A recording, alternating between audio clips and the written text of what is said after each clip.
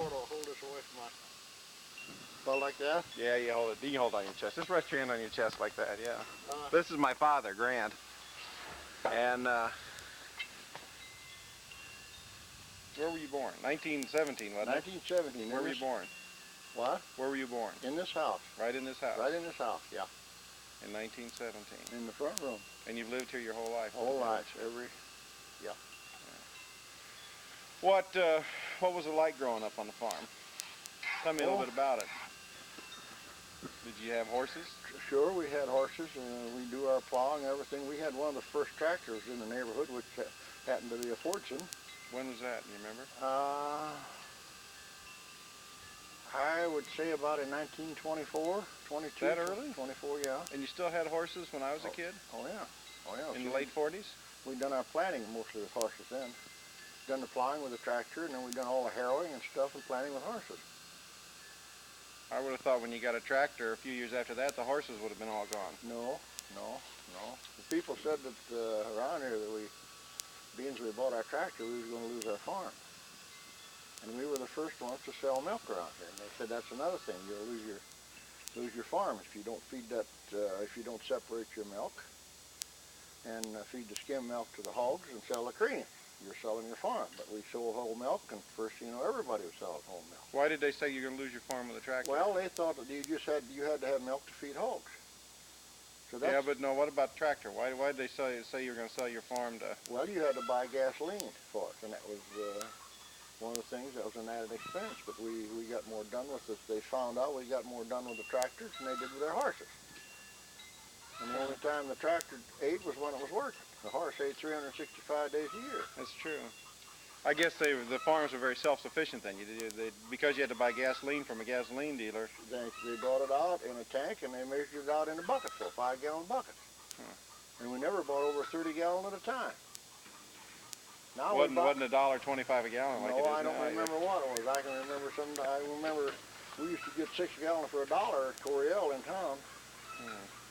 That's been a few years ago. That's been a long time ago. That's when we could joyride on Saturday night. Somebody once said that the old farmer said when the tractors came in, it was going to kill the ground because the oil dripping out of the crankcase on them when they had leaks. No, they don't. Is that true? They don't leak that, no. Well, I know they don't, but they said that was going to happen when they first came around. I never heard that, but... Somebody said, I don't know if it's true or not. Maybe it isn't, okay. Is that microphone on? You got that switch up? I hope it is after all this. Just left, yeah. It's up, okay. It's up, yeah, pushed up toward the head. So then you spend a lot of times around behind the horses. Sure, planting. I planted many, and we used to check our farm, even with a wire, so we could cultivate it crossways. With horses?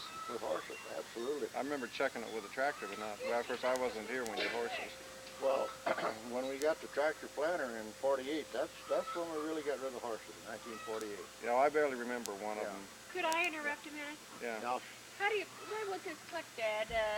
I mean, I got it turned on, I got that open, and... You got this one good. You took a pic, somebody took a picture. It won't flip. You press that, it won't flip? Yeah.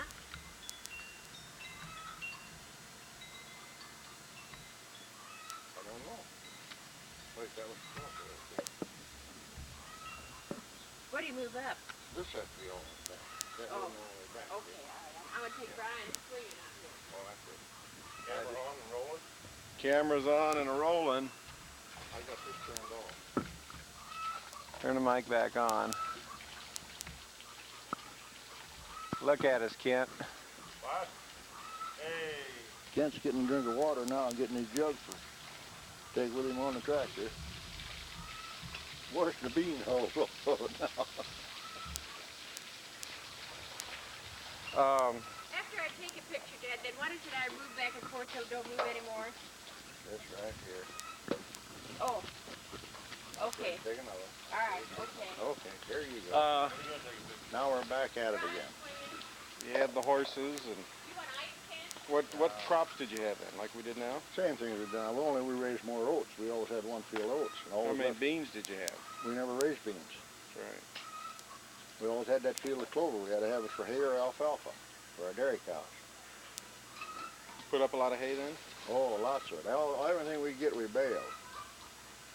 Did you... Good or bad, we baled it. We needed it. Now, when you were born and grew up, you had a car? Family had a car then? We had a car, yeah. My dad had a 1917 Studebaker. It was our first car, 4-cylinder. And he kept that 2 years, and then he traded off and got a 6-cylinder 1919 Studebaker. Open car. Well, they bought it the year you were born then. Uh-huh. So were the buildings built around the farm then? They were all here. I don't remember any of them being built except the milk parlor. Oh, except the tool shed that we've added on. Yeah, tool sheds Yeah. and stuff like that. The rest of them were all here. When was the barn built? The barn was built in 1910. And the lumber cost $1,100 for it. And the stringers in it came 30 feet long, and they were too long, so they cut 2 feet off of them. They were 10 by 10s.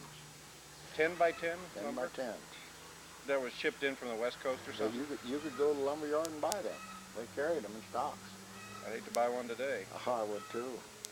And when was the house built then? And the house was built in 1907.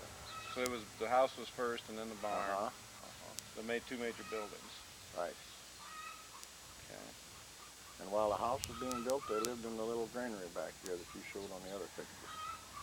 That was built in 1901.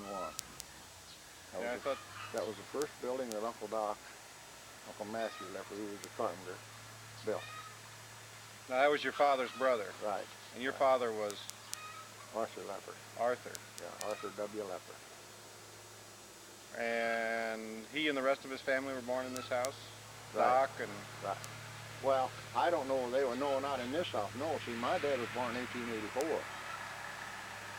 The old house is stood here. Oh, there was a house here in The 1884. house stood had just one room cellar under it. Now when they built this out, they put 3 rooms under it, and none under the kitchen and the dining room.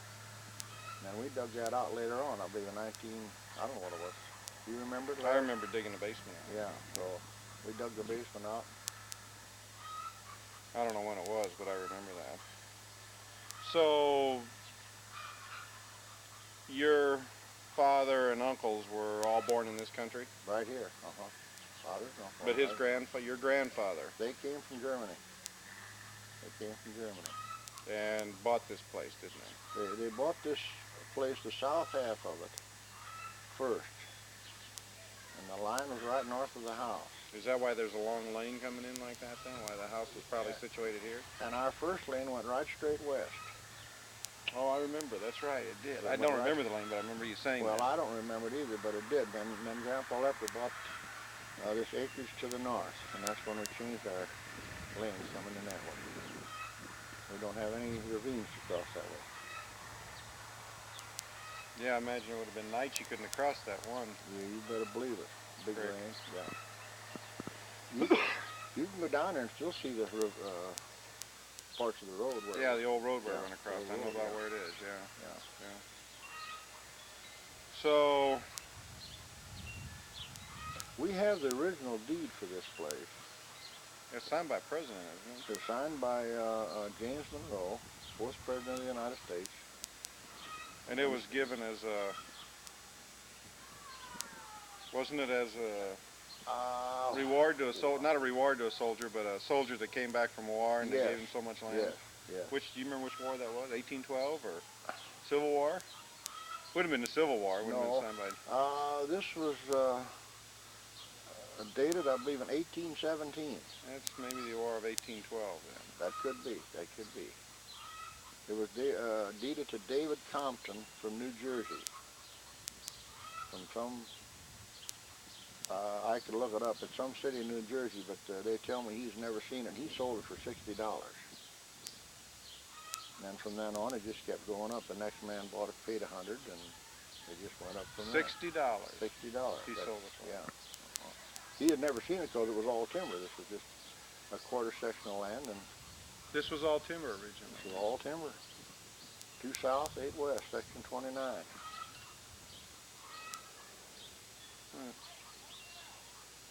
Now we've just signed an oil lease on it. Come a long way, haven't we? Well, we hope to go farther if we can get oil. I have very little hopes in it, but We're not going to count on it right now, right? No, we're not looking for it. We're not buying a battleship or go around the world. You went to Quincy schools? No, You started out Hickory Grove, didn't you? I went to rural school. 9th grade, we had 9th grade out here. Went to Hickory Grove School. Same school I went to when I was little. Right. You started the same school, and then they closed them. I went 4 years. And consolidated them. And then you quit school, what? I went one semester to high school. Of 9th grade or 10th? 9th grade, I went to Madison. Then you quit and went to work on the farm. I quit. I wanted to farm. My dad needed help, so I quit. And that's all the education I've got.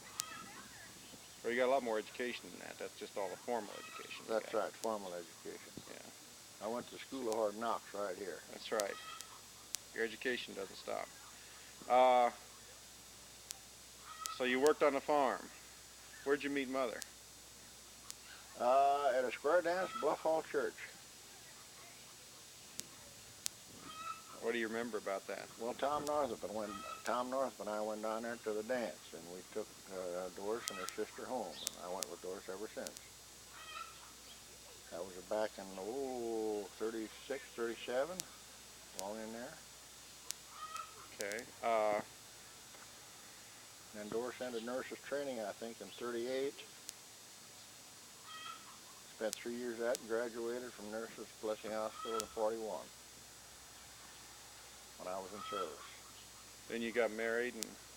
I was discharged in 42 on account of they needed farm help. Food was getting very short. And they let some farmers go, and I was one of the lucky ones. Out of 32,000 men, I think they told me there was 3 that were discharged.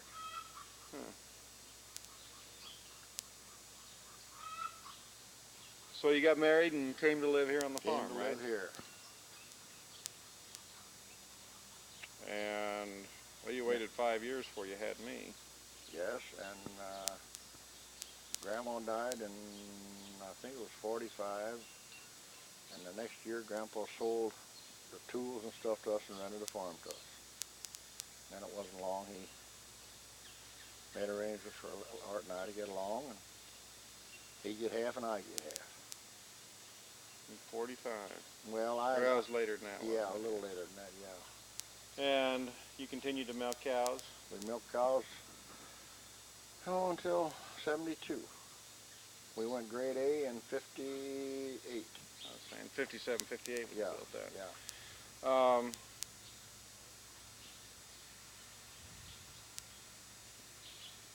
I remember we used to put up a lot of hay back then, didn't we? Yes. Square bales, fill that barn full. We wore out one baler, and we got a new one, and then we didn't have it 2 years and quit baling, so we got a good baler to go.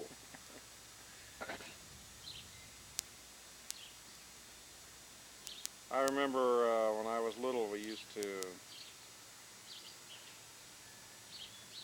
go fishing and run fish traps down on the river. Right. You and Chet used to do that down on the Mississippi. Right. We had hook nets, baskets. Put those out in the spring and Run them twice a week. We'd go down there sometime at night and run them.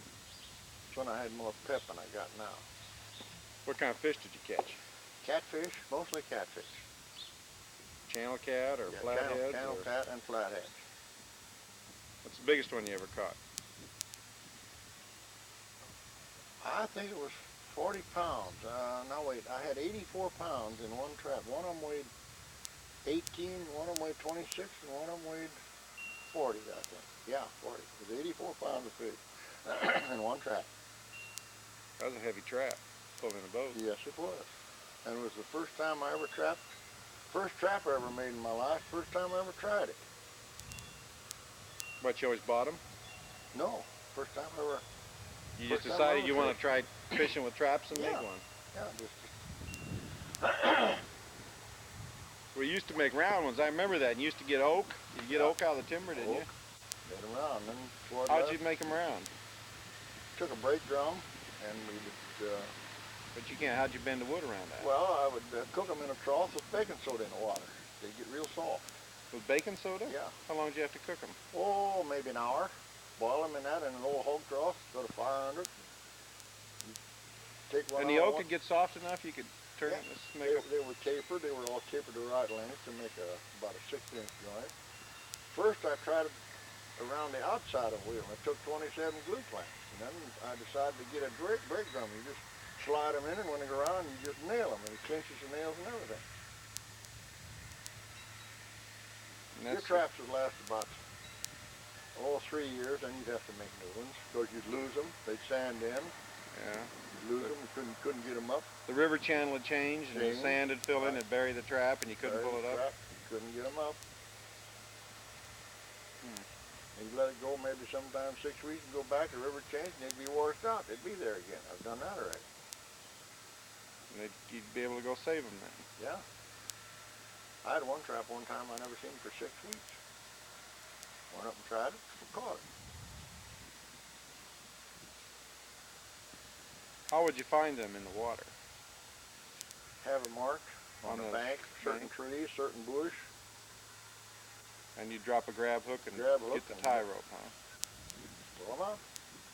Have about 100 foot of rope on them. We used to make our own rope on a bale fire.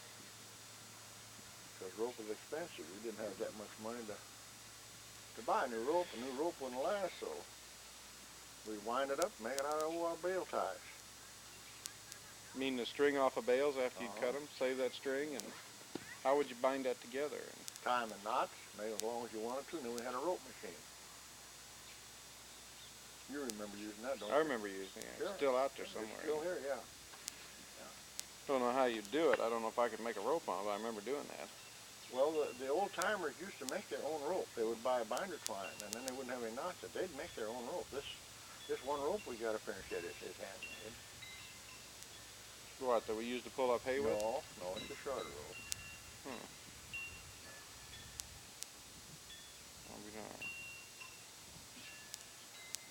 You made the boat that you went fishing in too, didn't you? Right. First one we made in the bait. We had to squeeze and pry to get it out too. It wouldn't come out of the cellar door, but it did. Then this is the second one you made? This is the second one. You just didn't go down and buy an aluminum john boat, huh? Well, we just didn't have that kind of money. You could buy a couple sheets of marine plywood. We had the oak here, so we just made our own frame. You cut the oak off the farm then, huh? Right.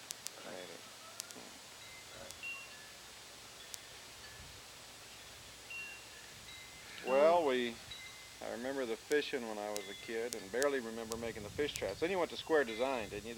It was easier making a square one. Then you just made a square boxy one like that. The trick of these fish baskets is your throat. The funnel or the throat, whatever you want to call it. They got to be pliable enough that the fish can spring them open, and yet be strong enough to hold them on the inside. You can't use cross grain because they'll break. What'd you use for bait? Cheese. Used to send to Muscatine, Iowa, and get 100 pounds of cheese. Buy it up there cheaper.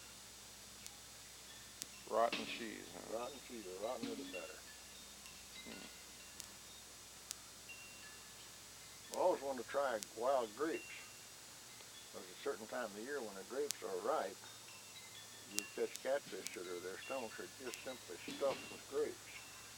And we were always going to try it. Is that right? We never did it. Yeah, a certain time of year they just when the grapes are right hanging in the water, you just catch catfish with their stomachs just full of grapes. Yeah. They love that. I never heard that. Yeah. We never got to try it. We always were going to. We never did. It'd be such a short period. You put your grapes down in that water and they'd sour so quick, and then your fish wouldn't like them. They liked fresh right now. Within 24 hours, I would make a guess at it. Well, they'd have to swim around the bank of an island or something and figure out where there was a grapevine. That's why your brush lines at a certain time under them work real good, under grapevines. That's where your fish were feeding.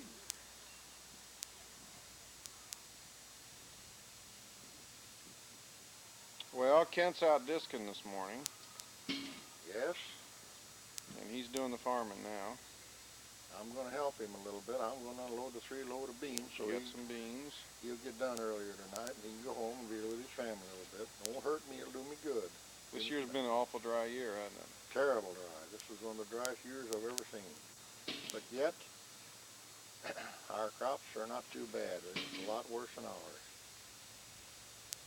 Our corn's making about 80 bushel an acre. Our beans made about 20, 25. That's a lot better than some of them, that's for sure. Right. One fellow started out with a 6-row job and worked all afternoon and never got a hopper full of corn. He didn't pay for his gas hardly, did No, he? he didn't. No, he didn't. One fella disc under 100 acres. So we're lucky at that. Yep. We'll survive. We hope many more years, but we don't know. Well, have you got anything else you want to say? No, I've enjoyed this. Well, we'll add some more to it later when we think of All right. some other time. And I hope when all of our grandkids grow up, look back on this